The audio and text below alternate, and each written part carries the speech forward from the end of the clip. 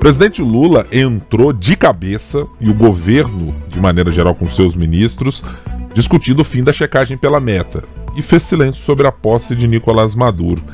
E aí, Fran, que história é essa? Liberdade de expressão num negócio, liberdade de expressão para negócios, mas liberdade de expressão na política, logo no vizinho a gente também não vai botar a mão. Como é que está fazendo desse equilíbrio de pratos o governo Lula no ponto de vista, pelo menos do discurso? Bom dia para você. Ibrahim, bom dia para você, um bom dia também para todo mundo que nos acompanha nesta sexta-feira nebulosa aqui em Brasília, né? Pois é, hoje o presidente na realidade ontem, né, já tinha falado sobre essa decisão do Mark Zuckerberg em relação à Meta, acabar com a checagem ali, fazer o que é parecido com o X, claro, em um aceno ao Donald Trump. Os ministros já tinham entrado nessa onda também. Sidônio Palmeira, o novo chefe da SECOM do governo, também fez questão de enfatizar isso.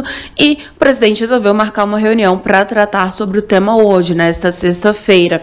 A gente lembra tratar sobre um tema que, de certa forma, também deveria estar sendo tratado, né, sendo discutido pelo parlamento. A gente lembra que desde 2019, se eu não estou enganada, tramita, né, ali na Câmara, o PL, chamado PL das Fake News, que trata justamente sobre esses limites das redes sociais.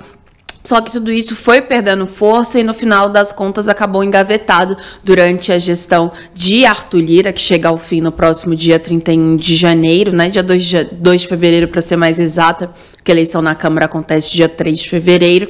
Mas que, de certa forma, deve continuar também desse mesmo jeito, sem levar muito para frente, por mais que o governo peça, uma vez que também não é de interesse da oposição. Ao mesmo tempo, a gente tem o Supremo Tribunal Federal, que já iniciou o julgamento sobre isso, já temos 3 votos, Dias Toffoli, Luiz Fux, que são relatores aí dessa questão do Marco Civil da Internet e que concordam, né, justamente de que as redes sociais, as plataformas como o Facebook e Instagram, são responsáveis justamente por agir de forma ativa, né? Ou seja, não esperar apenas ter uma fake news ou coisa do tipo para retirar esse tipo de conteúdo, esperar ser acionado judicialmente, às vezes, para retirar esse tipo de conteúdo, mas sim agir de forma, digamos que espontânea, de forma preventiva, para evitar fake news, evitar, enfim, discurso de ódio. Só que a gente vê que acontece justamente ao contrário. Agora, o governo vai tratar e discutir sobre isso num dia em que também acontece aí a posse de Nicolás Maduro na Venezuela. O governo ficou nessa corda bamba aí desde julho, né, quando se teve a eleição lá, e desde então o governo adotou um tom mais duro no sentido, para reconhecer a vitória de Maduro, a gente precisa da liberação das atas. Só que isso não aconteceu.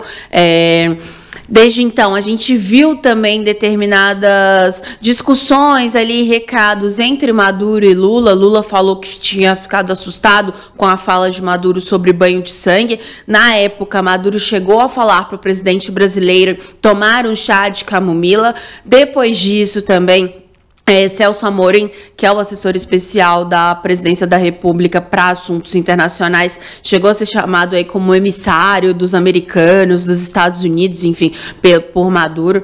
Então, ou seja, essa relação foi pautada na atenção. Até no início da semana nem sabia se ainda se havia um convite de Nicolás Maduro para essa posse, mas fato é que chegou, e quem vai representar o Brasil lá é a embaixadora do Brasil em Caracas, a Giovana de Oliveira. Então, o governo não vai mandar ninguém do corpo diplomático, mas ela vai estar lá.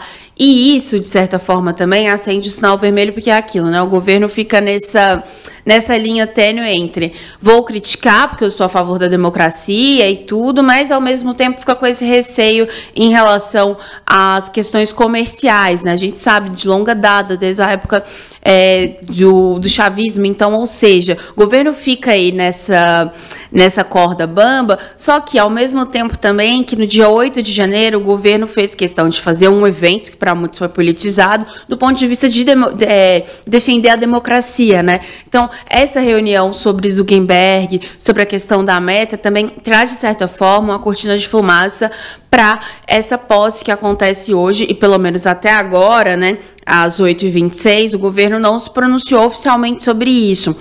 Então, justamente, fica nessa corda bamba também, ao mesmo tempo em que entidades, né, cobram do governo uma posição mais firme em relação a isso. Então, ou seja, levanta justamente essa questão, até onde vai esses acordos comerciais, essa importância comercial para o Brasil em relação aí à defesa da democracia também, que é a principal bandeira, pelo menos desse novo ano, me parece, do governo Lula. Concordo com você, Fran. De fato, o governo Lula tem as suas idiosincrasias que são expostas dia após dia na hora que vai lidar com o conceito. Democracia para cá, democracia para lá, mas nas relações diplomáticas são assim. Mas como é que eu penso num projeto de outra natureza? E o Congresso Nacional também, neste caso específico de fake news, tem lá a sua grandíssima parcela de responsabilidade. Precisa também, há muito tempo, né, desde 2019, você mencionou, precisa se debruçar sobre uma proposta que é importantíssima. O interesse não parece ser isso.